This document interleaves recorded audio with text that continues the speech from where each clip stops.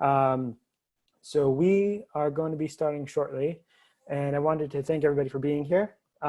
We have a few different ground rules, kind of like housekeeping rules or whatever you want to call them, just so that when the Cacao team in Dominican Republic are talking and sharing everything around the tour, everybody will be on silence, on mute, but don't be afraid to just ask questions in the chat.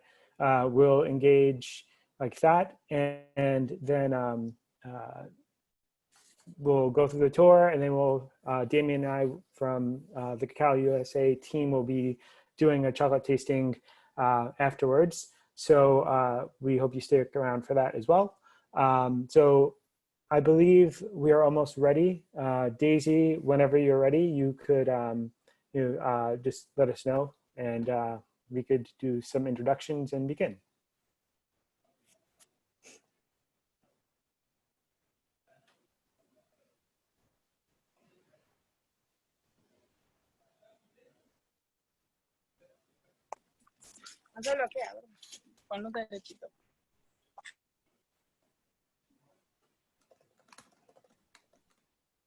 Hello, everyone. Thank you for virtually attending our anniversary celebration. My name is Rizek, and because of the global circumstances, we decided to do something different and at the same time educational. Our mission as a company is to educate consumers on cacao and chocolate making, and I hope you like the tour. Glenn and Damion will be doing a tasting of chocolate made with beans from this farm that we are doing the tour in, and I hope you enjoy, and let's start.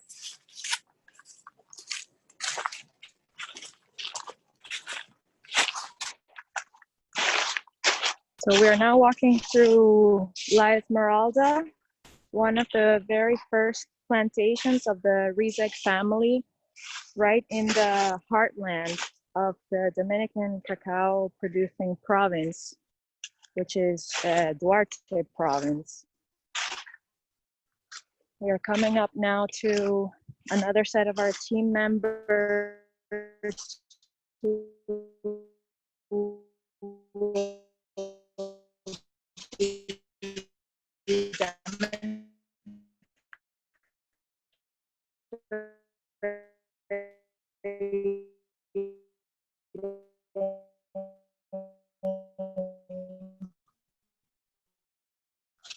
how we do grafting and the farm. This is how they start with grafting. Good morning. That is going to be with us during the tour. I'm going to show you the two ways how to reproduce cacao: sexual reproduction and asexual reproduction. And this is cacao farm. And inside we have cacao seed. Here, the first thing that we need to do is that we need to clean the white part, and we have to do it by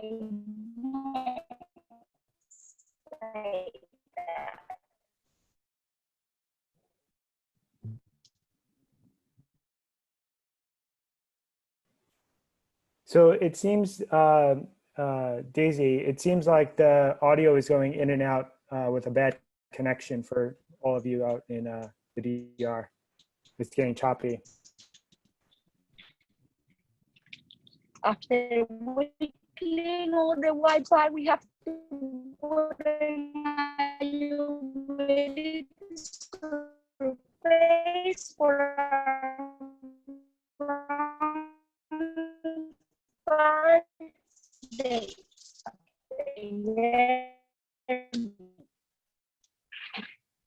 Then Peter is going now.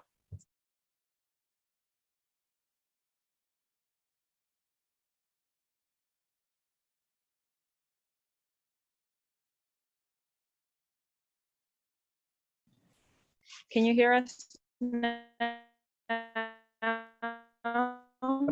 It's a little bit in and out still. Hello. Okay, I think we hear you now.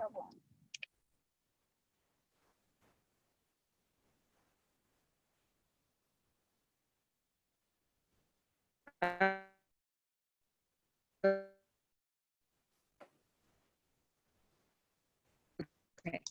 So we have to start again. No. Yeah, the audio seems pretty bad. We can Probably pick up where we left off. So by that method, we are not sure that we can get a better second method that is by grafting. From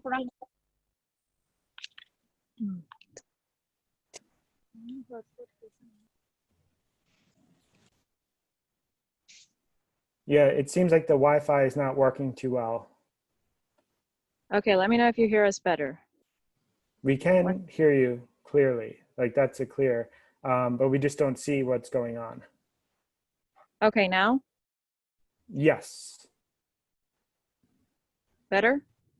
Yeah, I could hear you clear. So as I mentioned before, we have to select a ground from a good mother plant. A good mother plant is a plant that we have selected into the plantation that produce more than other ones. Now I'm going to show you how to make the graft. Okay.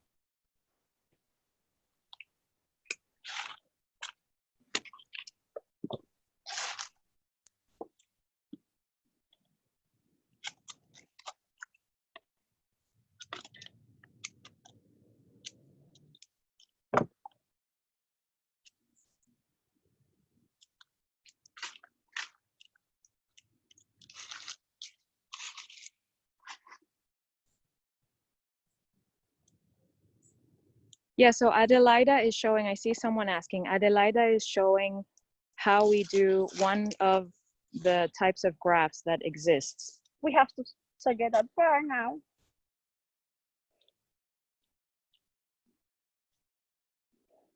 And also we need to cover.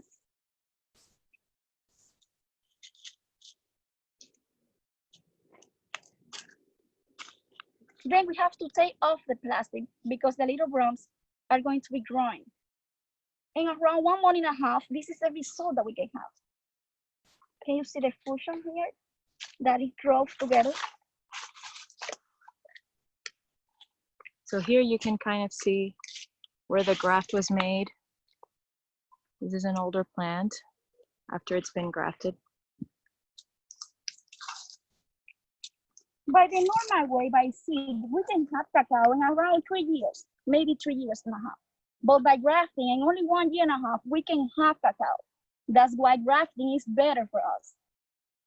Now, I want to show you how we plant a little tree. And Fijo is going to help you. The first thing is that we need to make a little hole in the earth.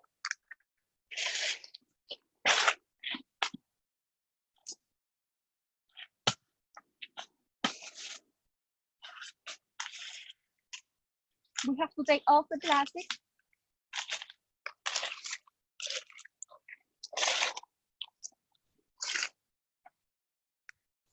And we have to put a little tree on the middle.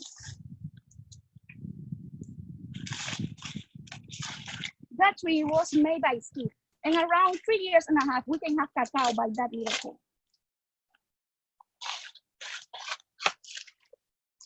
Now I want to show you how to make the cacao. And for that, we use an instrument that is called a chiga when the cacao is high. When we have a cacao that is near that we can touch, we have to use a flip. But when the cacao is high, we use a stick.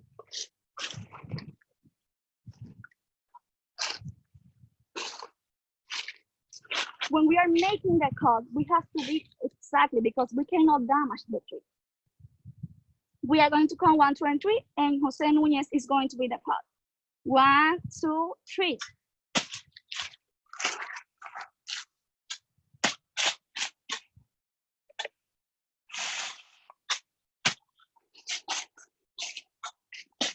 Here we can see that he made an exact cut.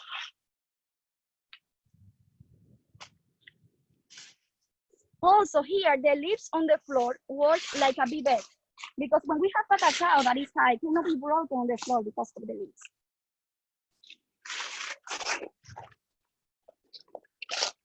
Now this is showing how we cut the cacao, how we open. And that's how it looks inside. So our main harvest was during the month of May. So right now you can see a lot of cocoa pods, but May was really the peak season for us. I see someone asking. So this is how the cocoa pod looks on the inside. Most of you are already familiar with this. But we just really wanted to show you guys how large these pods are and these beautiful colors. So we also got another question around which variety are they, Daisy? Ah, yes, that's a very good question. Which variety do we have of cacao here in La Esmeralda? Can you repeat that again, please? Which variety, la variedad? So we have here Criollo, Forastero, and Trinitario. But the majority part of our plantation is Trinitario. That's why we can see different colors in the cacao pods. Here we have greens, purples, yellows, and orange. The cacao, we know when it's ready because of the color. The greens becomes yellows, and the purples becomes orange. And that way we know when the cacao is ready, and it's ready to cut. All right. Now let's go to the fermentation process.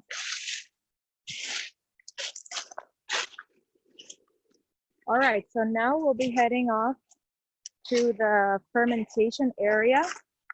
We wanted to show you guys a little bit on how traditional fermentation works here in La Esmeralda. And then we'll show you guys the traditional drying beds, which are still used in certain countries. But in the case of the Dominican Republic, or in the case of Rizek, for example, we've moved to more modern ways of fermentation where we use those big plastic boxes, and we have different fermentation protocols depending on the types of flavor profiles that we want our cacao beans to have. So we're coming up near the drying beds as we move towards the fermentation area.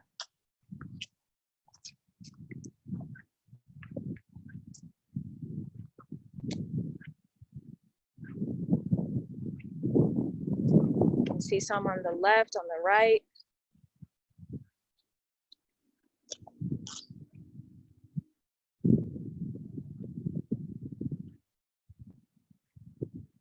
We have a very strong smell today, strong fermentation smell here.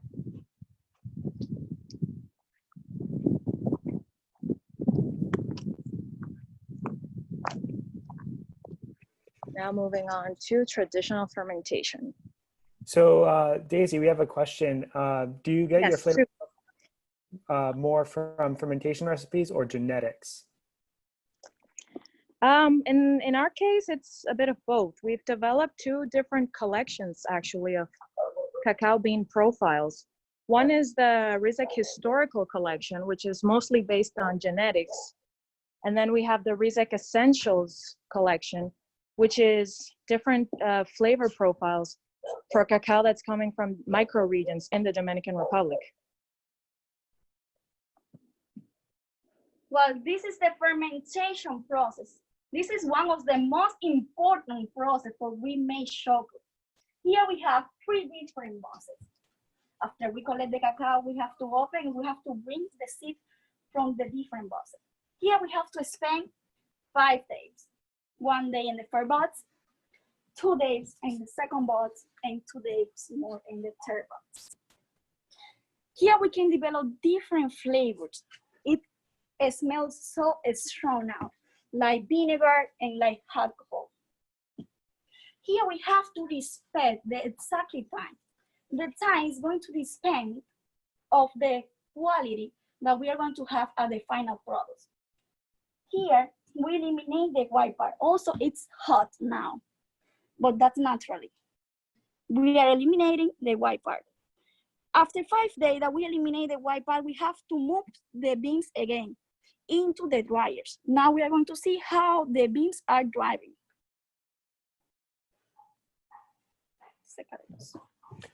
So we have someone another is question. asking, do you know the capacity in these wooden boxes?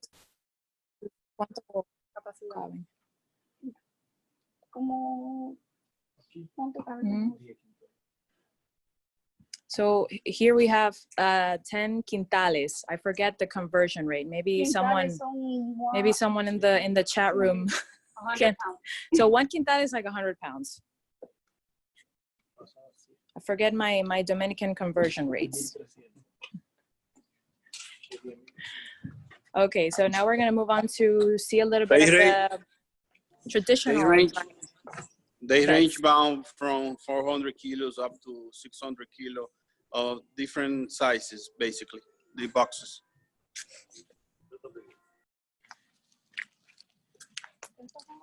Thank you, Don Hector. Thank you for joining us too. We have Don Hector Rizek on the call as well.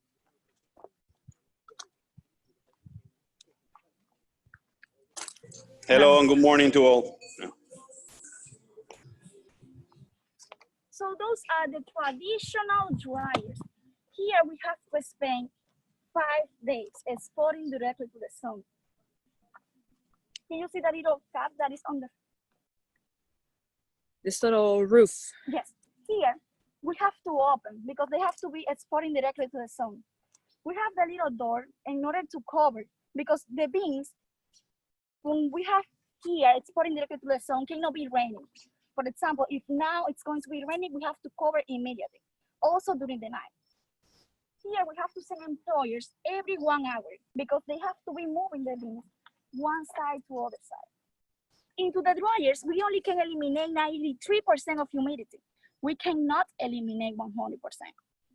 But those dryers are traditional.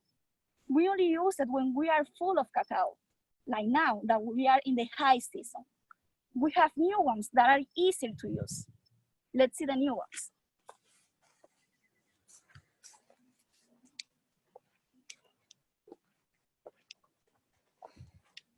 So now you can see the sun came out. It's really, really sunny today. We had some clouds at the beginning of the morning, but here you can see the full use of these traditional dryers. And these are the modern style, let's say.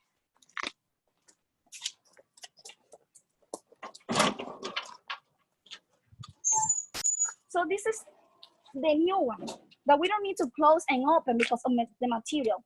And also it's extremely hot inside now. Even it's raining, it's still hot.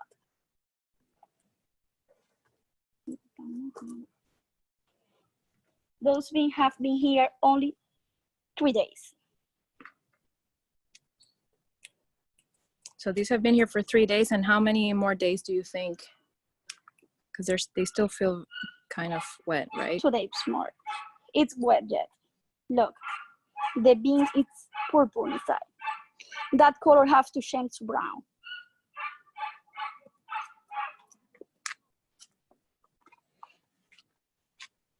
Now let me show you the traditional method. How Mayas and Aztecas made a chocolate before.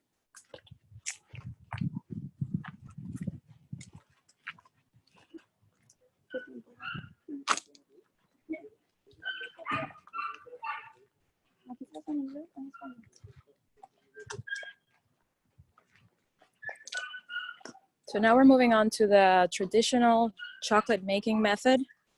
And we have our La Esmeralda team who has prepared the La Esmeralda song to demonstrate how this works. So these guys put on a great performance.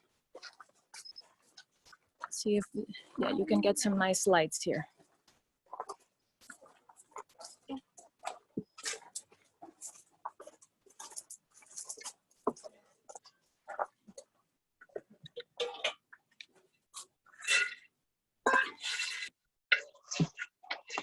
Buenos días. Los mayas y los aztecas, según los campesinos, usaban el cacao en un fogón de piedra. Se tostaban de 20 a 25 minutos. En el cacao le salía el olor, aroma. Ellos sabían que estaba tostado. This is equivalent to what is roasting today. Lo cogían y lo partían a mano. This is equivalent to what is winnowing today. Lo echaban en una batea. Lo venteaban o lo sacudían para que las pajillas cayeran y el cacao quedara 100% limpio, como si fuera arroz. That's how it looks the cacao is 100% dry. Sirve para las personas diabéticas y para bajar de peso. So these are like cacao nibs, basically. This is the stage of the cacao nibs. Luego lo introducían en el pilón.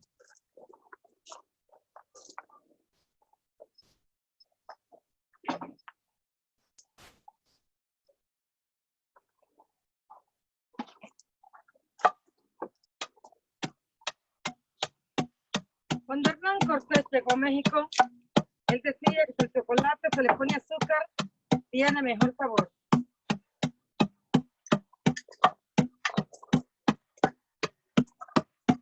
Lo vamos a mojar y lo vamos a cantar hasta que se vuelva una mezcla o una cosa. La canción se llama De las Tierras Mexicanas.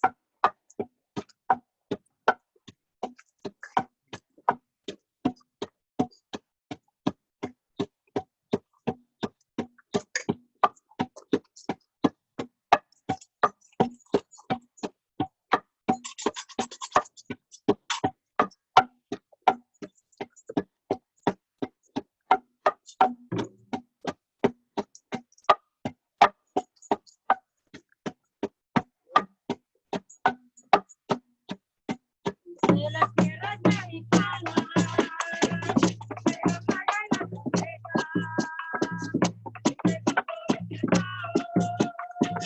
Vecina con su pobreza, español el extranjero, todo su carne dulce, buscado por la caña, para ver que tu tierra, española la sembró.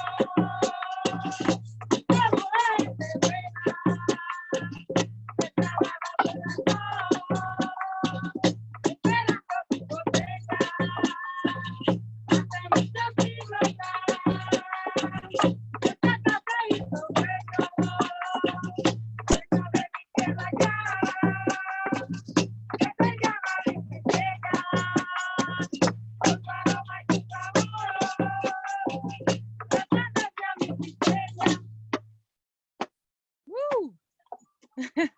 So this is basically the end of our tour. And now we're going to open up the chocolate tasting with Damion and Glenn, who are going to be tasting the Esmeralda chocolate, which is the chocolate made with beans from this farm. So this is the final outcome. You can see how shiny it is after they added some sugar on that. Traditional chocolate making method.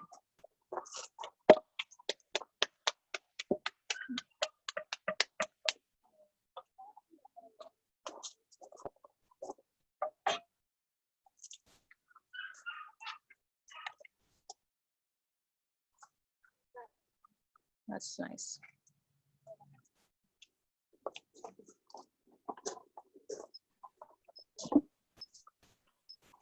Wow. All right, I think we can hear from Glenn and Damion now.